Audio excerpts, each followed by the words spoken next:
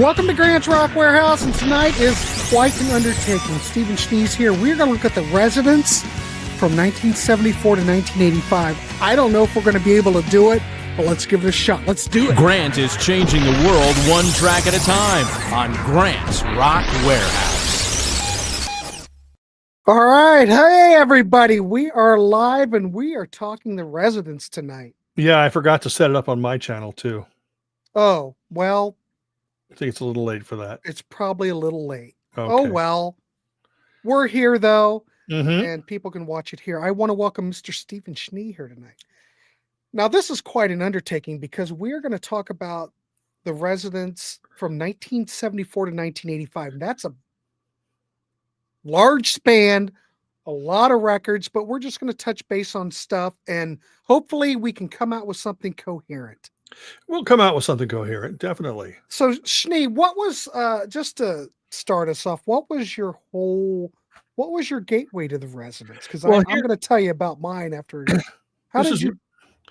This is really funny because there was a compilation that came out, I believe it was an import, and it was called Nibbles. And it came out on Virgin Records, I think 70. That's my daughter right there. Oh, Holly. Yeah. Hey, Holly, how are you? Yeah, I turned her on to the residents back when she was 1 or 2 years old. Ken, we're trying to be coherent. But anyway, I was buying albums by any band that had "the" in their name, Clash, all that kind of stuff, the Jam, the records, the pop, anything. So I saw this album, or I'd seen Meet the Residents before, and I'd seen the Third Rock and Roll, but I saw this compilation called Nibbles, and it was a compilation that came out on Virgin, and I thought this is going to be the perfect introduction to this band that I've never heard before. And it was an import, but it was priced as a domestic. So I thought, I'm going to get it. So I took it home, and oh man, I hated it. Next day, I sold it to one of my friends. Hey, you better look behind you because I think something's happening. Yeah, I know. I think the residence gods are getting mad at me. So what happened is it took another year. And then that's when the commercial album came out in 1980. And I thought, I'm going to give that a shot. And I fell in love with it. Then I went backwards. And I think 1980, when I bought it, I was about 16, about ready to turn 17. And I was a little bit more mature in my mind, I heard Nibbles when I was 15, I was too young for it. At 16, I was ready. And I was a fan of theirs up until probably, I still think they're a wonderful band, but my favorite period is this period where, that we're going to talk about, because this is where I was just taking it all in, Well, what happened post 1985 that kind of left you, Things changed. Now, if anybody knows the history of the residents, you don't know the history of the residents because they are shrouded in mystery. I refer to them as the rockin' retinas. They don't rock, but they're eyeball heads and stuff.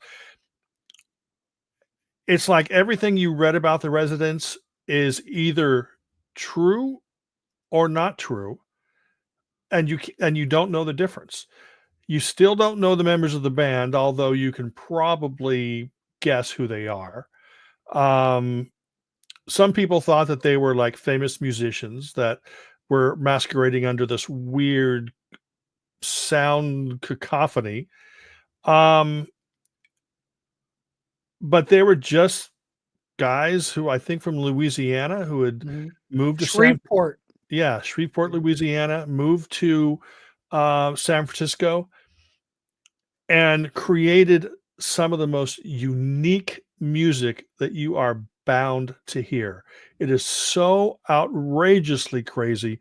The way that I have described the residents to people is, imagine the Beatles trying to create Abbey Road when they were 3 years old. They didn't know how to play the instruments. It's just a bunch of gong, gong, gong, gong, bring, bring, bring. It was like a bunch of kids jumping up on, or on top of musical instruments that were laid out on the ground perfectly. And somehow, over the next couple of years, their musicality caught up with their musical vision. But the first early years, to my and this is just my interpretation, but the early years was a learning curve. They had so many ideas. They're artists before they're musicians. Mhm.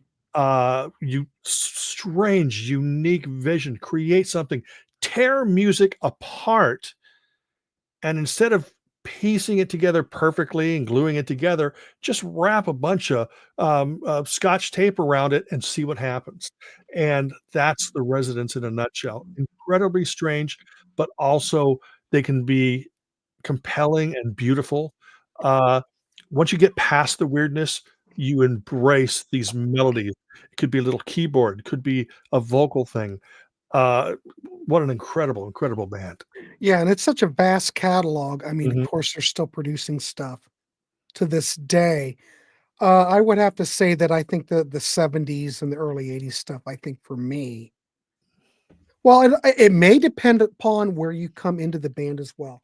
mhm, mhm. My whole gateway was, you remember this Night Flight back in Yep. the early 80s Mhm, would play the Residents constantly. mhm. It's a man's world, Oh, I love which their version of that song. I love it. That was my gateway drug, Wow. Steve.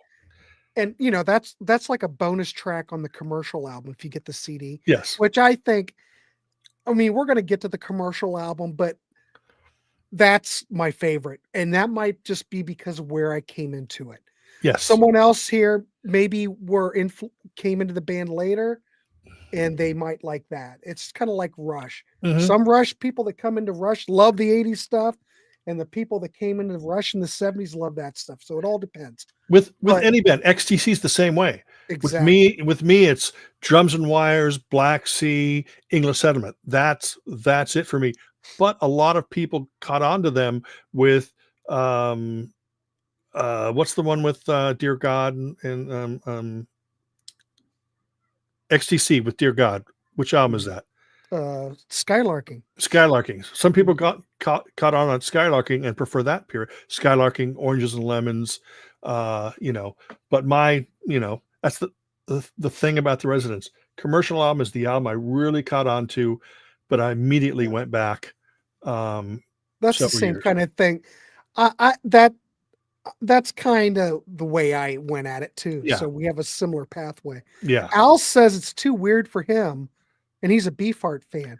Well, Well, Al, I just wanted to say real quick, I had Larry Graves on the show last night, and we recorded a Beefheart show where we're talking about trap mask and decals, so stay tuned for that. That'll be coming up. Anyway, sorry, Steve, I was doing an ad. um, it's been rumored that the elusive, mysterious N. Sonata, who was, important to the, Residents' early career, that is actually Captain Beefheart, Mhm. but that's just a rumor.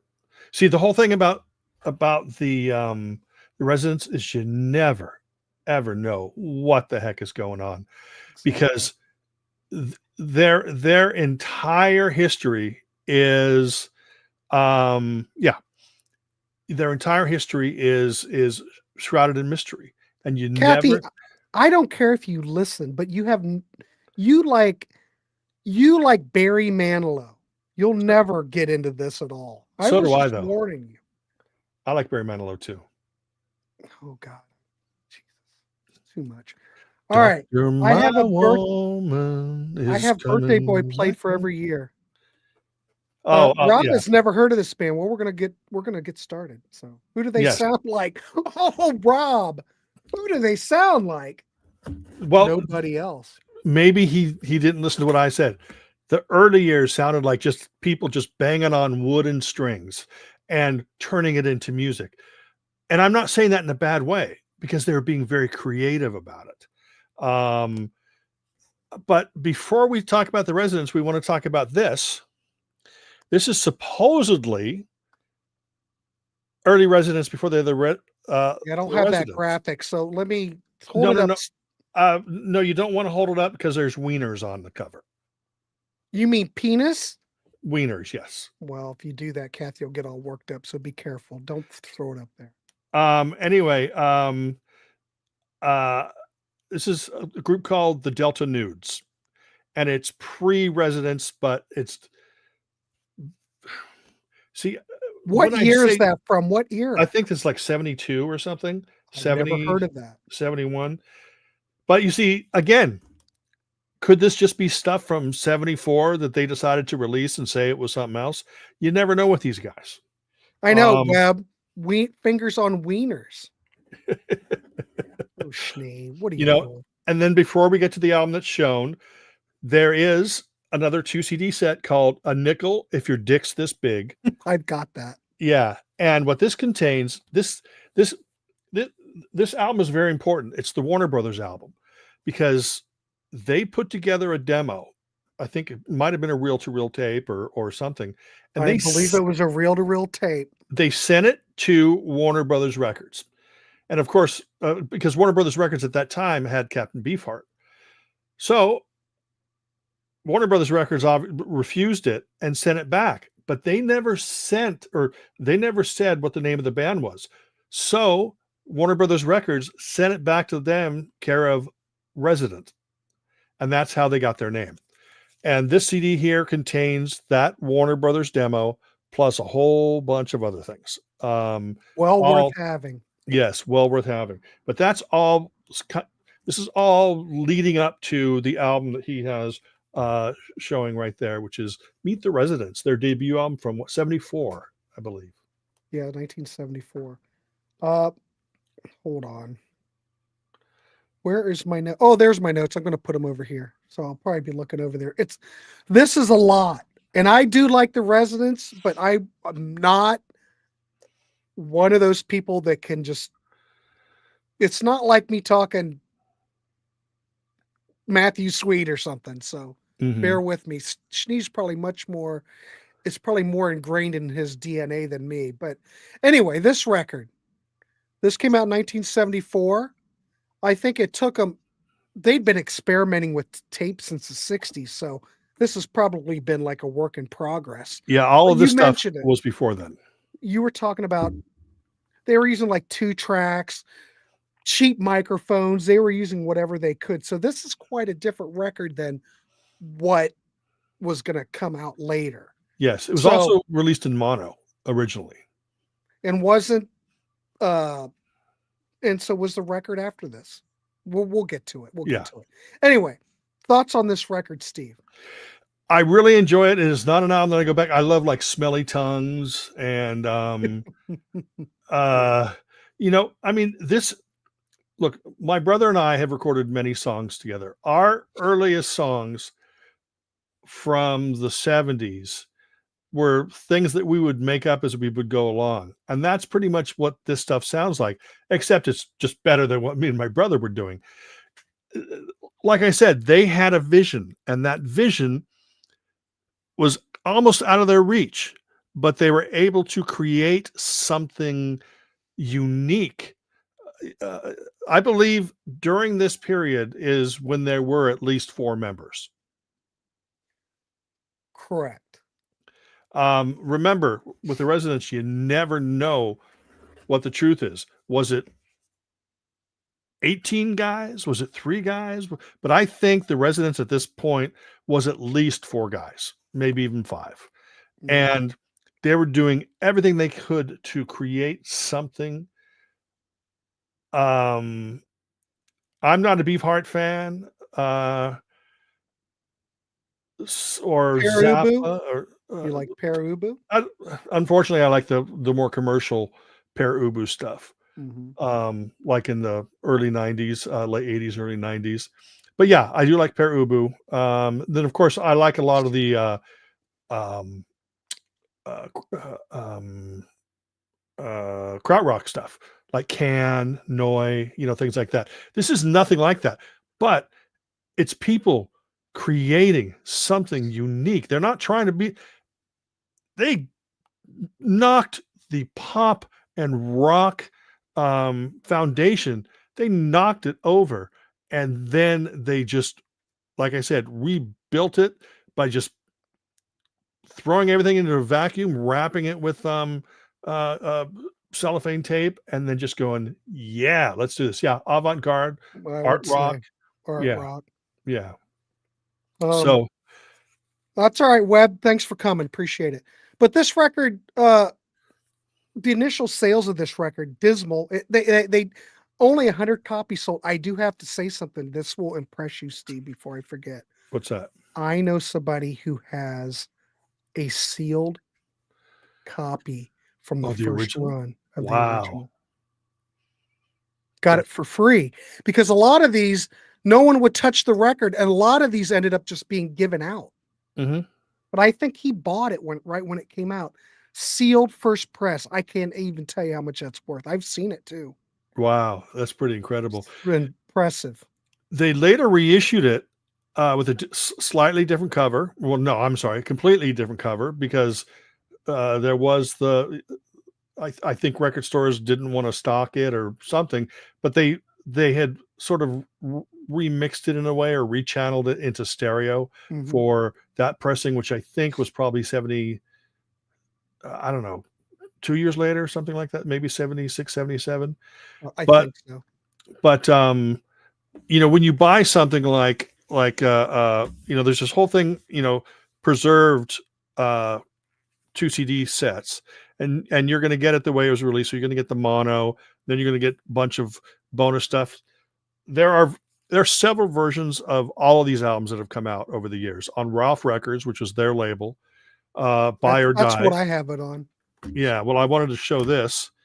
Buy or Die, the box set. This is their label, and this covers basically it's 72 to 82. And so it's got a bunch of Residents, Snakefinger, Schwump, Tuxedo Moon, MX80 Sound, stuff like that on there. And I do want to mention that a lot of the stuff's been re-released on Cherry Red.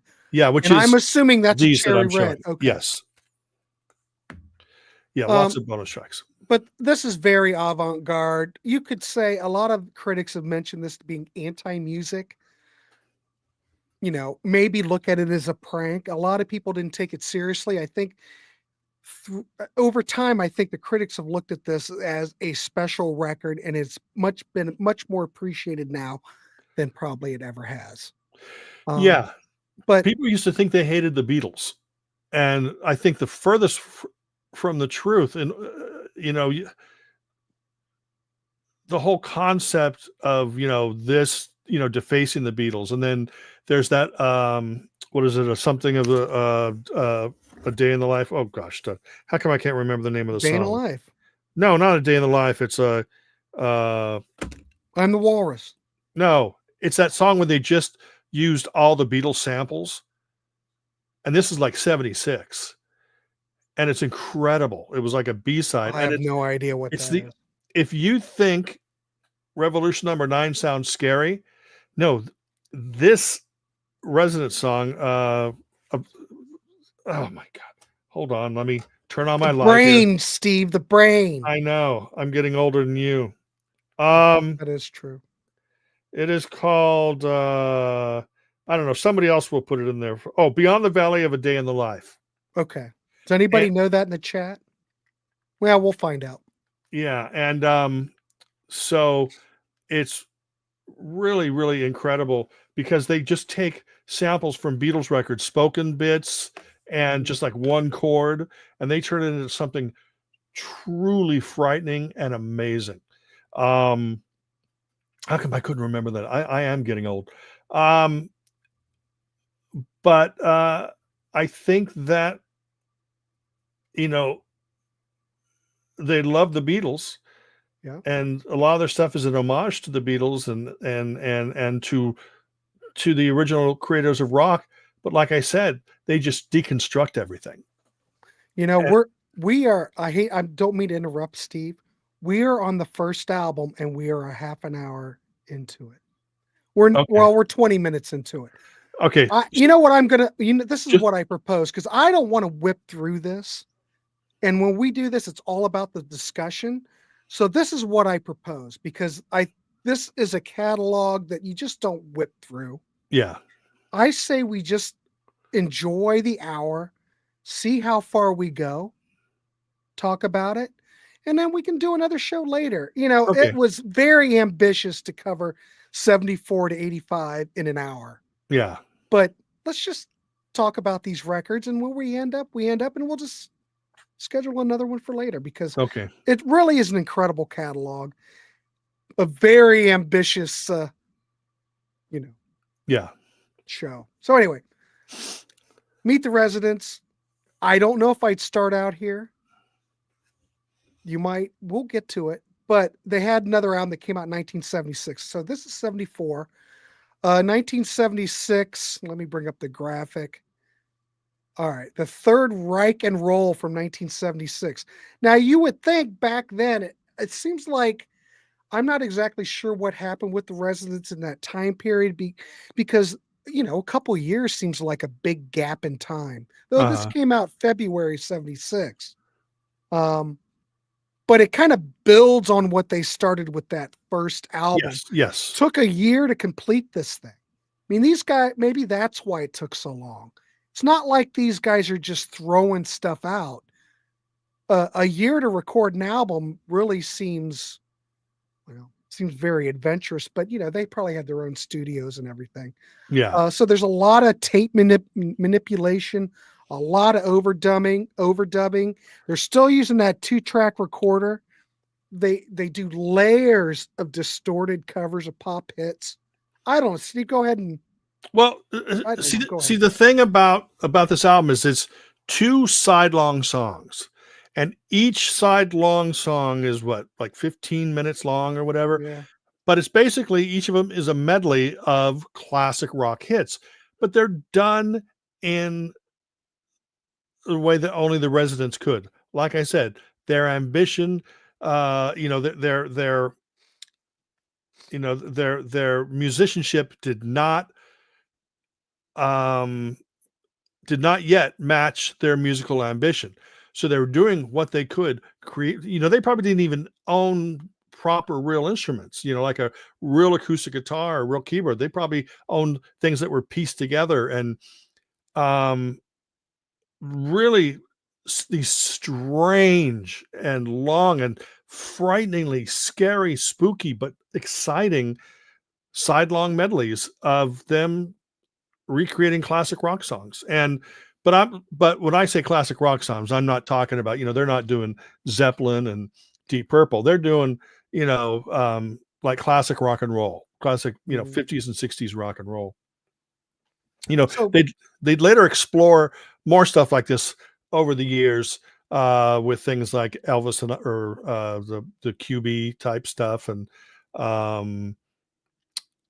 lots of they've always come back to exploring the origins of rock and roll, and this here is just a way for them to twist it beyond recognition, but you can almost sing along sometimes.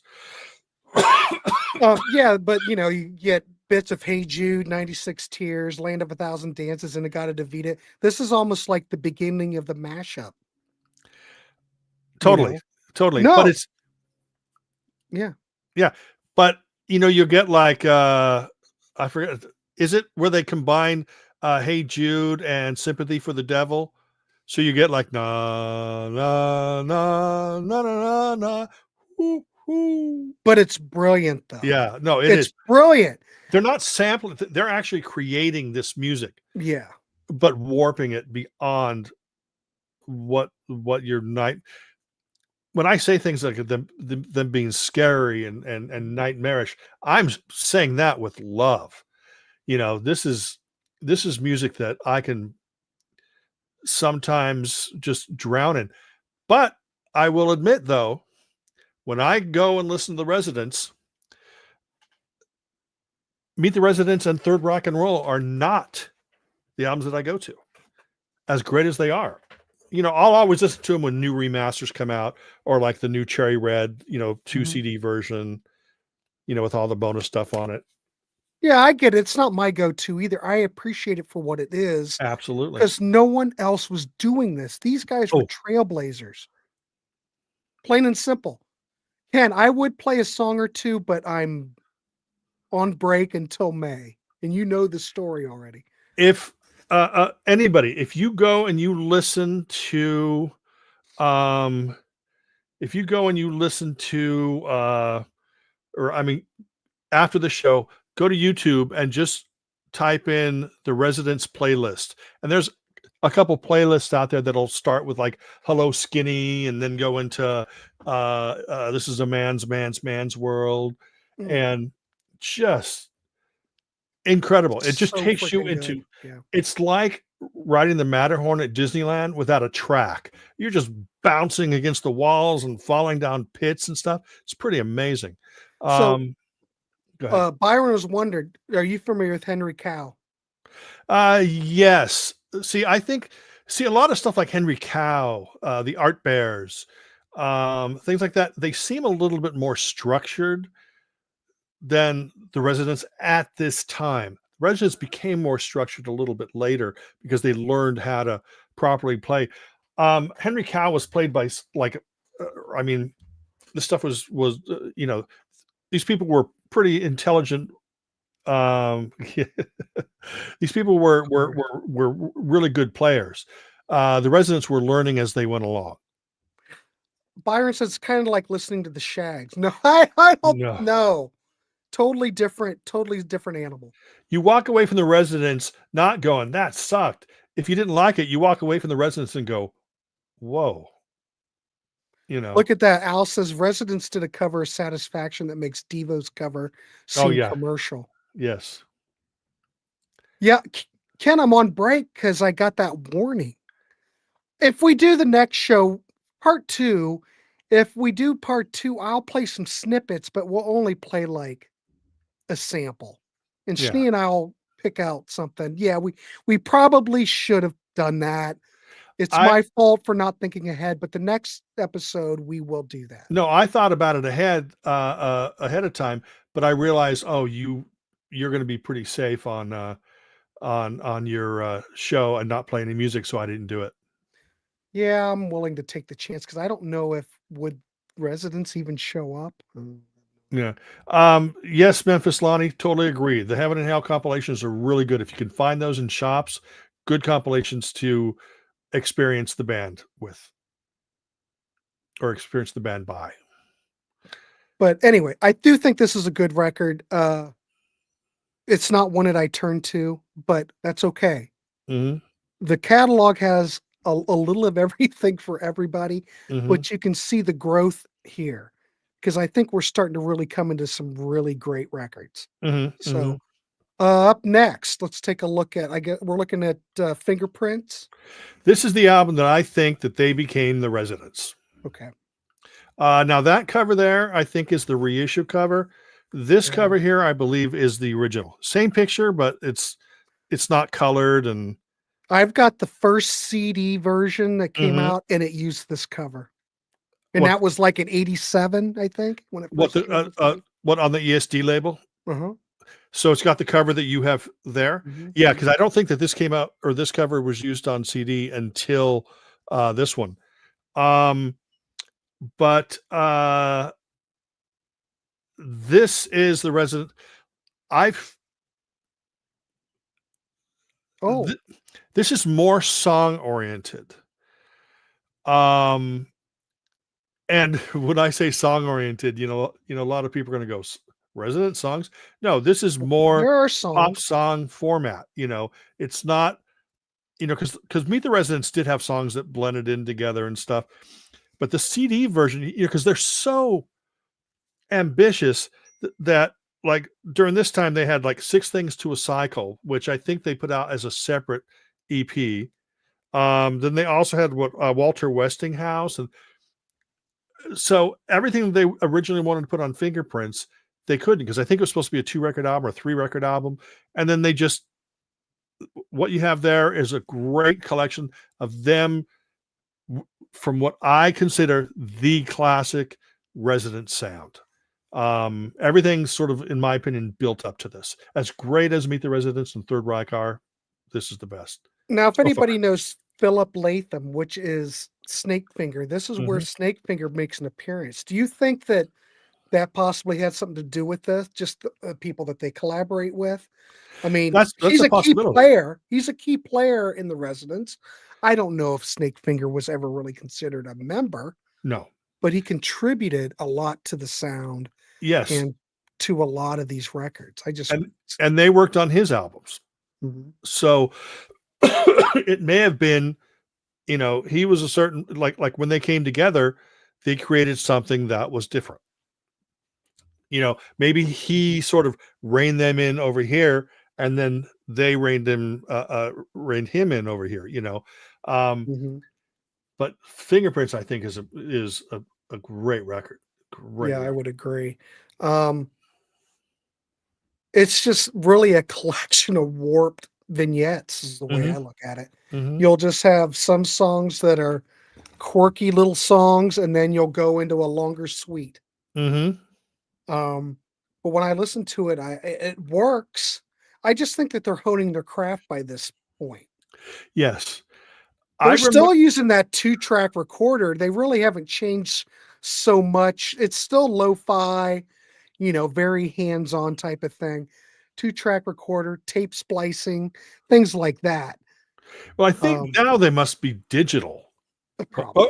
No, no, no, no. You're saying by this time, by the time of This Fingerprint. time, Yes. Okay. not Okay. today. Yeah. By this, they're still continuing on where they started Yeah. from My the debut. my theory about the Residents is the period that we're covering here is basically pretty much when it was several members of the band. Mhm. I believe that beginning with let's say, for example, maybe the Big Bubble or George and James, definitely with God in Three Persons. I believe at that point some of the members had left the band. There's George and James, 1984. Yeah. Um, again, this is just a theory because you never know with them.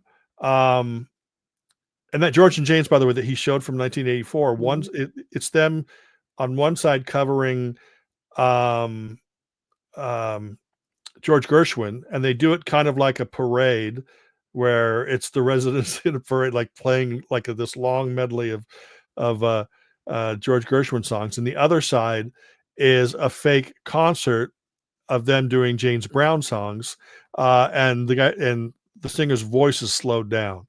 So I remember first time I played it, I go, "What the heck?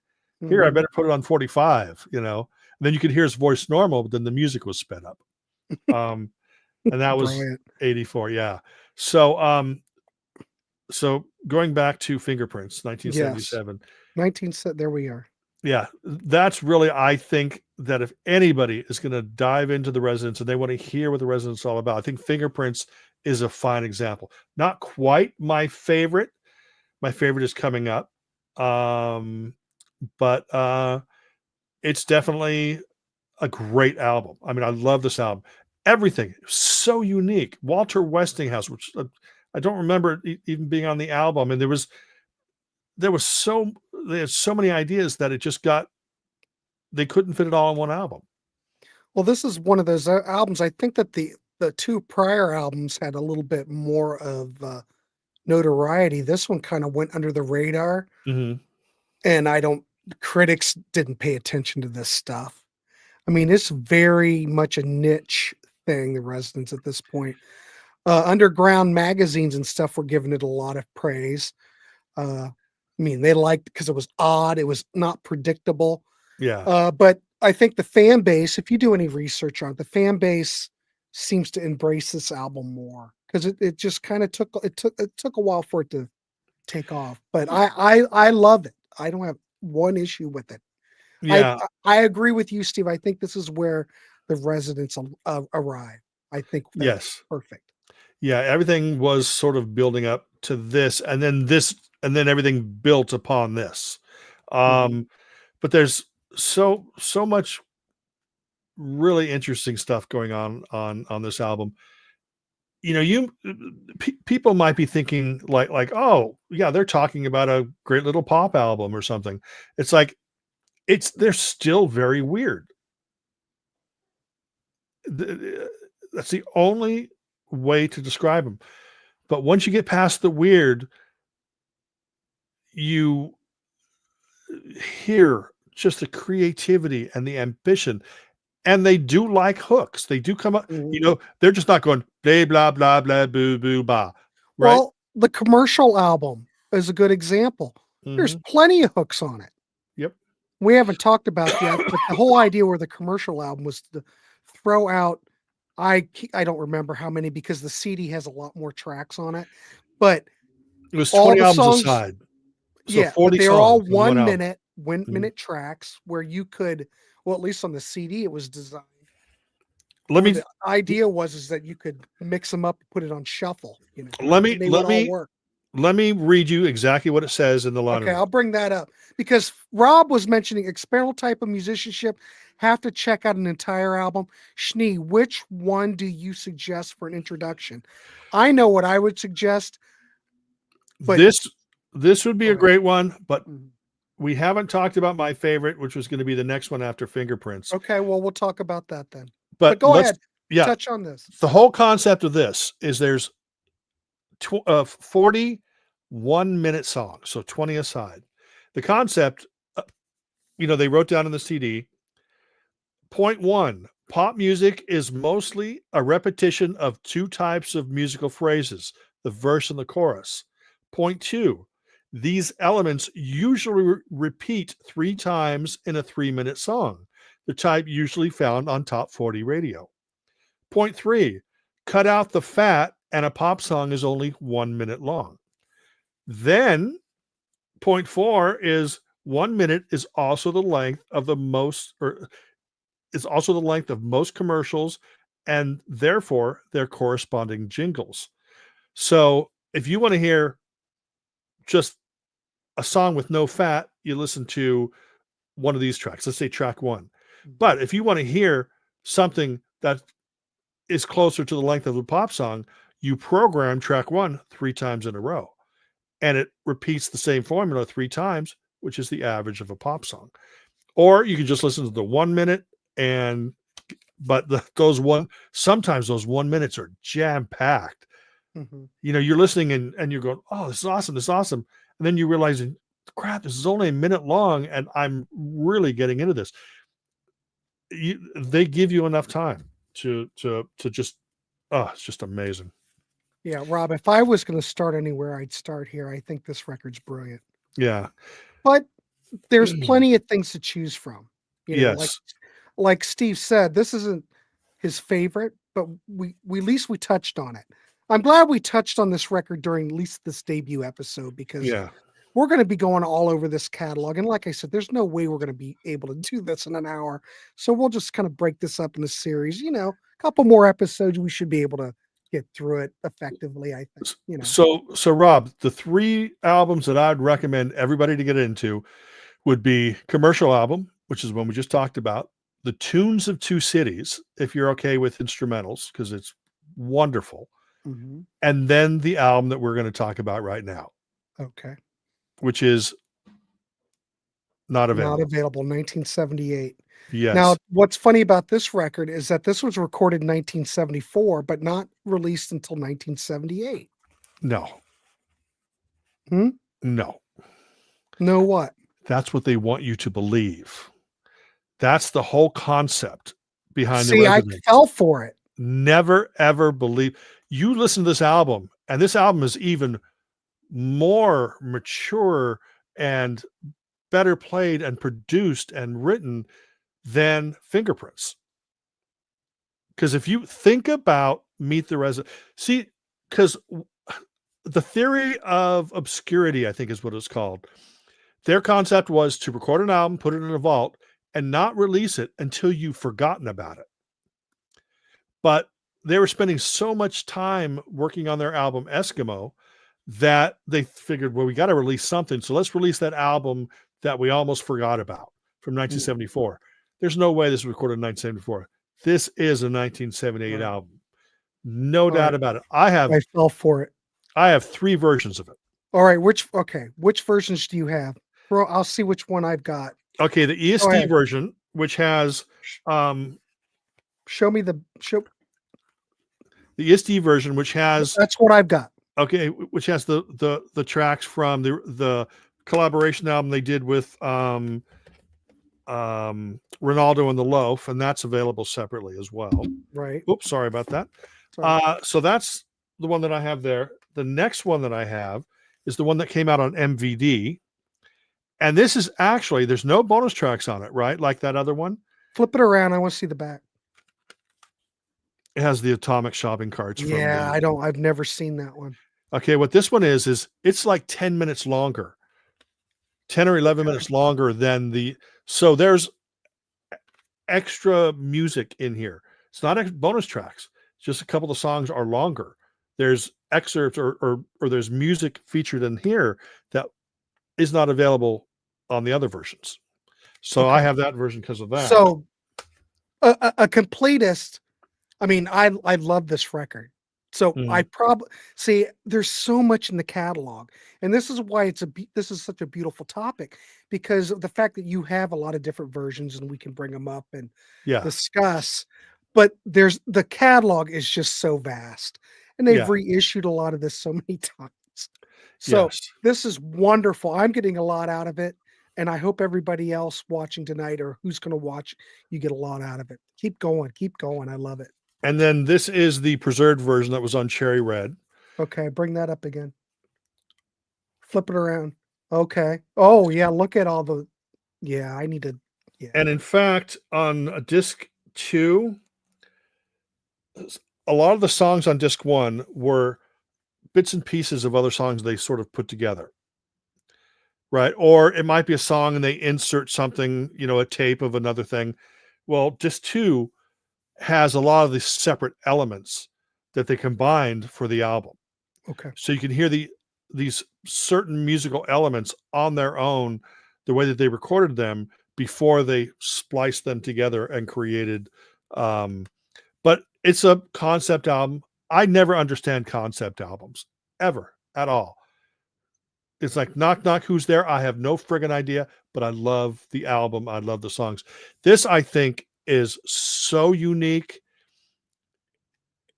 It's going back a little bit and, putting some longer songs in there. It's moving away from the, fingerprints, basic pop songs type thing. And this, on most days, this is my favorite Residents album.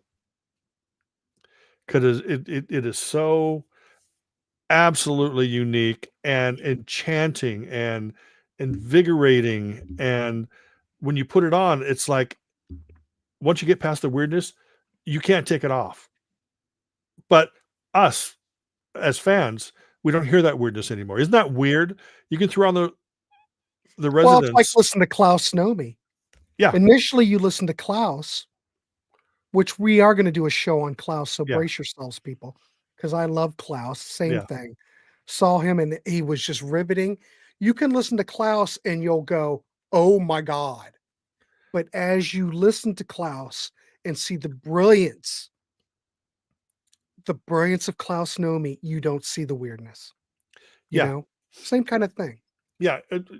It's the initial shock. I mean, how many times have you seen The Exorcist?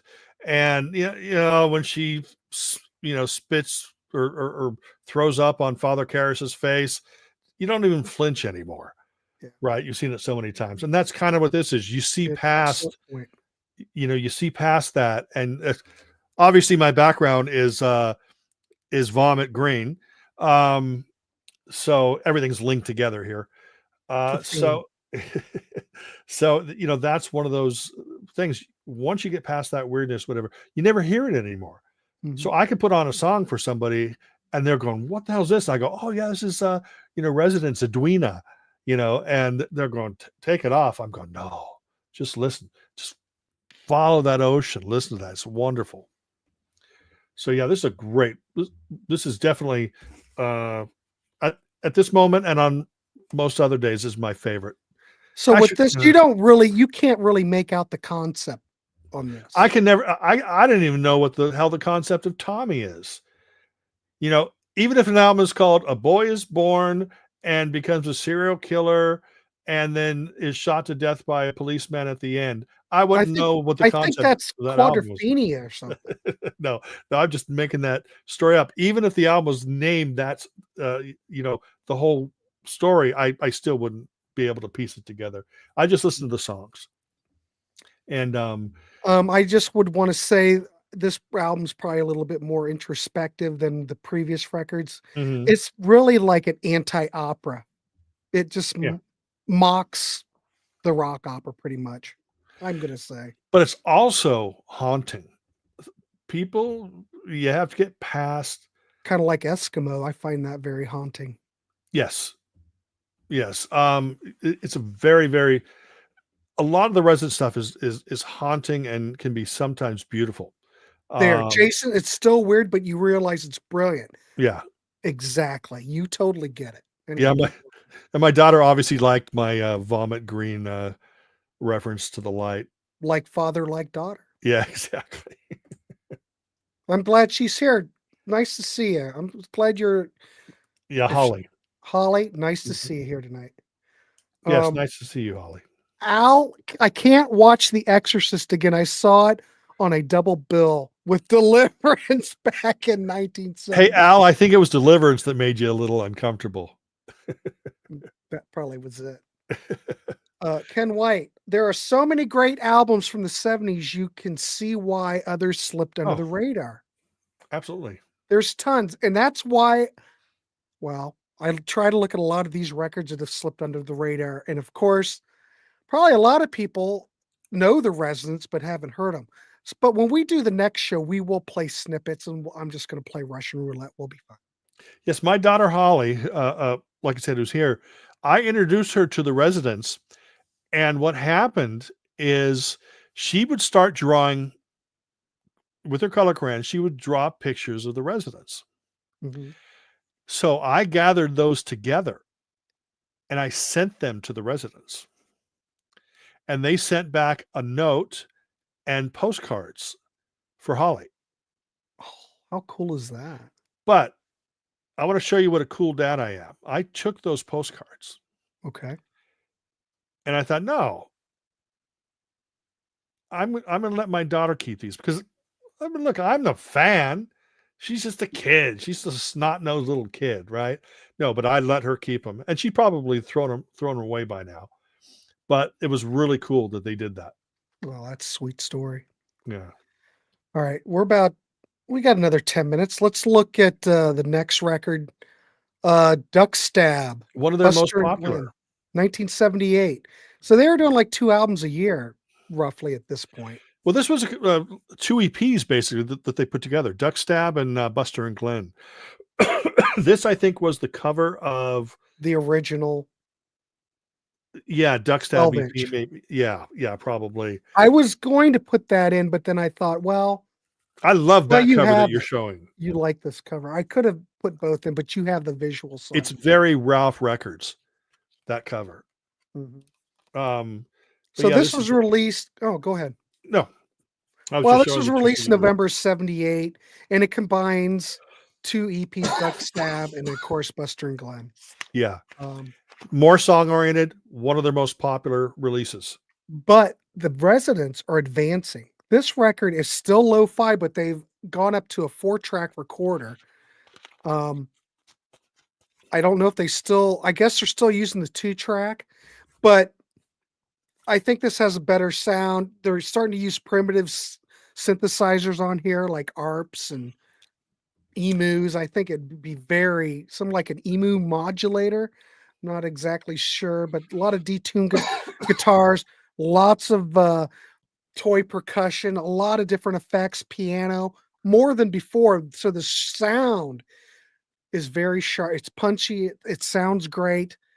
And there are a lot of more shorter songs on this as well. I don't know. What's your thoughts, Steve? This is a fantastic album. This is a great gateway album. Like I said, it's my top 3. I told you before. Not available commercial album. and Tunes of Two Cities. Those are my top three. This, or I already know that Duck Stab, Buster and Glenn is a great gateway. If you listen to Constantinople, you know where Primus got their sound. Primus, basically, if you listen to Primus, Sailing the Seas of Cheese, all that kind of stuff, 100%. they basically took the Resident sound and just magnified it with power. With heavy bass, heavy drums, stuff like that. If you want to know, Dead, Crafty Cheese. yeah, I mean, Hello Skinny's on there too, right? Yeah, I think so. And then bye the mother birthday boys, bye, bye sailor, bye sailor, bye, just crazy, beautiful, wonderful stuff. Awesome, Ken. Yeah, that's my daughter's name. Some people don't know whether I named her after Christmas because I love Christmas so much. That might be it. Or that I named her after Buddy Holly. Couldn't call her Buddy because it was a girl, but I might have called her Holly after Buddy Holly or after Buddy Holly. But no, it's Christmas. All right. Yeah. We're learning a lot about Schnee tonight, ladies and gentlemen. If she had a sister, her sister's name would be Ivy. So you can sit there and say the Holly and the Ivy. It's always a theme with you. Oh, absolutely. That theme is usually El Stupido. That's my theme. Jason's so true, Schnee, with Constantinople and Primus. You nailed it. It's really a hyped up. Primus is a hyped up Residence. Mm-hmm. A little more commercial. Well, more commercial. Sprinkle some Zappa in there, probably. Yeah. What else would I put with Primus? I just hear a lot of Residents. I swear to God. I know. That nailed it. Yeah, first time I heard the Residents, Primus. Yeah, there you go. Yeah, she had to put a little Christmas emojis. Yeah, first time I heard Primus, I go, was that the Residents? I mean, I knew it wasn't, but yeah, I could tell they're a huge influence. And I'm not knocking Primus in the slightest. That's just a big influence on them. But this album, you still have Snake Fingers. Snake Fingers back, Mm-hmm. doing a lot of those jagged guitar lines. Mm-hmm. You've got guest vocalists on here. Very kind of bizarre harmonies. But the guest vocalists, they never tell I don't know who the guest vocalists are. What I've read said, yeah, there's uncredited, I guess they're friends. Kind of like what they did on the debut album and things like that. You know, a lot of their friends and partners and stuff would come on and make add to these songs. But well, also on the commercial album, yes, Andy Partridge from XTC appears on one song. Lena Lovitch appears on another song. So they had some pretty heavy hitters come in. So we'll wrap this up here. So what's your overall thoughts on Duck Stab? You would recommend this? You love it. Oh, absolutely. This, like I said, I told you what my three favorites were, but this, Ron is probably gone by now. I should have mentioned this as the best gateway album to get into. All right, cool. I'm sure this has the weirdness and it also has the charm. And I don't know if anybody else would ever use the word charm in describing the Residents, but I sure would. I'd say that this record was, well, I'm losing the term loosely, a success. Yeah. Because it got a lot of buzz in the underground when it came out. Mm-hmm. But it sold thousands over time. So I don't, if you go out and kind of look at the way these albums sold, none of them really sold all that much still. Critics around this time started to take notice of the band. And some of the reviews that I was able to look up, I can't remember, I can't quote them offhand, but for the most part, the critics' reception thought that this was a lot more accessible than what had come before. Yeah, and it is. It is. Yeah. So if you're looking for a gateway, I see no reason why you don't start with this first. There are many compilations out there.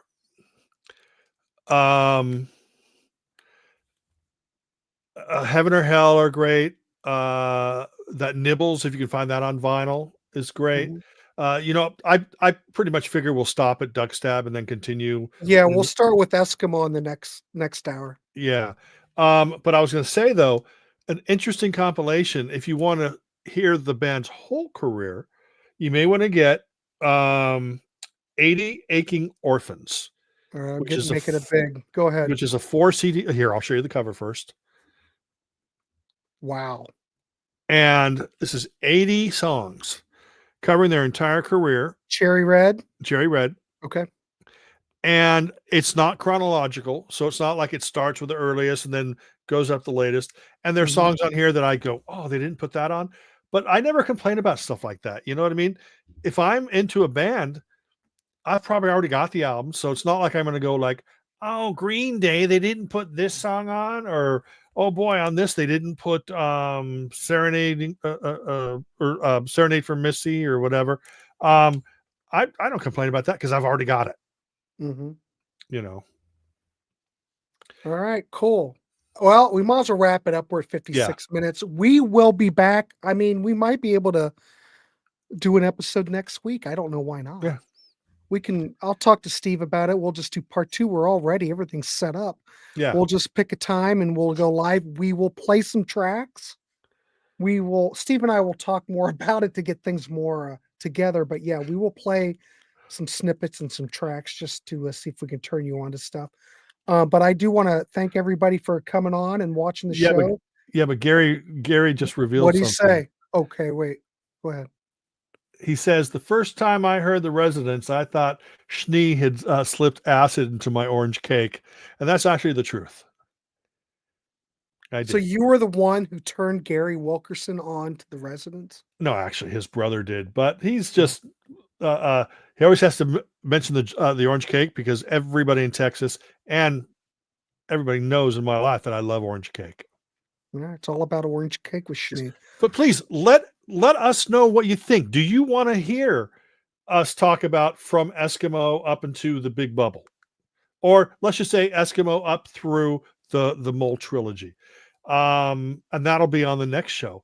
Let us know what you think about the Residents. Subscribe to my channel, where I have done stuff on the Residents in the past. Unsubscribe from Grant's channel, so you just watch. Get rid of me. Right. Yeah.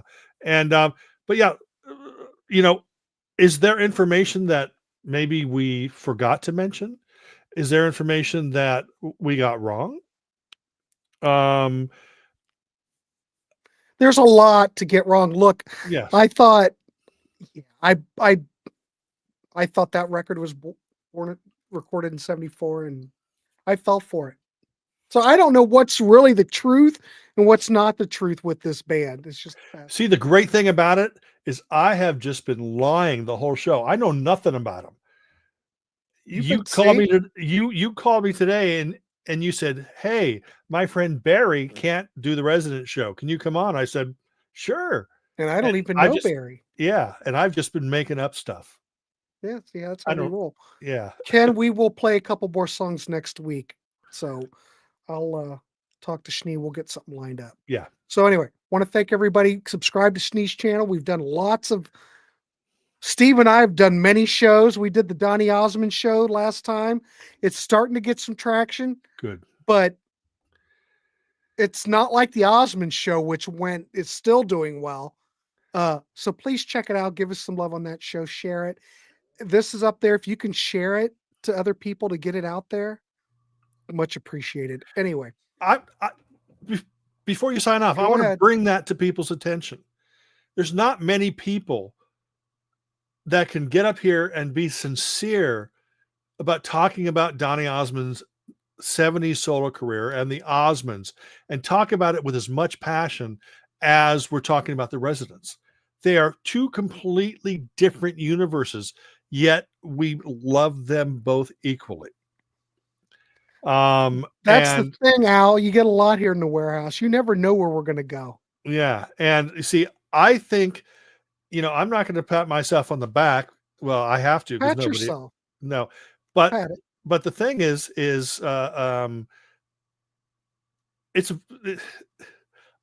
we never hold back on what we're going to talk about. Doesn't matter if an artist is super popular or, You know, just look at my channel. You know, I'll cover a band that might be popular, but 9 times out of 10, the reason I'm doing that show is because I want people to know about them because they deserve more attention, Correct.